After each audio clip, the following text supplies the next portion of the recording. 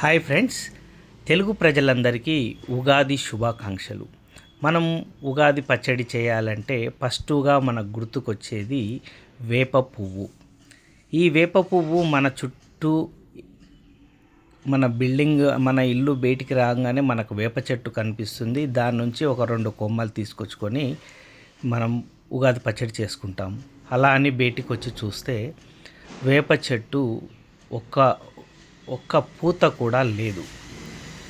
ఊరంతా తిరిగినా కూడా చెట్లు వెండిపోవడం, లేదంటే చెట్లు కొన్ని బతికి ఉన్నా కానీ వాటి కొనల్లో అసలు చిగుర్లు కానీ పూత కానీ లేదు. అంటే ఉగాది టైంకి చెట్టు నిండా తెల్లని పువ్వులతో అందంగా కనిపించే వేప చెట్లు ఈరోజు ఇలా ఉన్నాయి.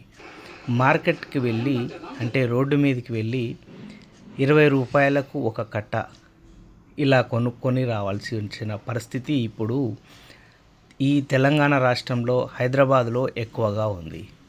ఎందుకు ఇలా జరిగింది అంటే, ఈ చెట్టుకు డైబ్యాక్ అనే ఒక వ్యాధి సోకి చిగుర్లు వెండిపోవడం, తర్వాత చెట్టు మొత్తం వెండిపోవడం జరుగుతుంది.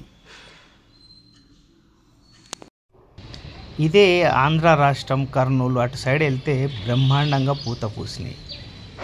మన తెలంగాణ ప్రాంతంలో, హైదరాబాదులో మాత్రం పూత లేదు. ఒక చిన్న కట్ట 20 రూపాయలు పెట్టి కొనుక్కునే పరిస్థితి వేప పువ్వు కూడా వస్తుందని మాత్రం ఎవరు కూడా కలలో కూడా ఊహించరు. ప్లీజ్ సబ్స్క్రైబ్ చేయండి. మీ ఏరియాలో కూడా ఎలా ఉందో కామెంట్ రూపంలో తెలియజేయండి.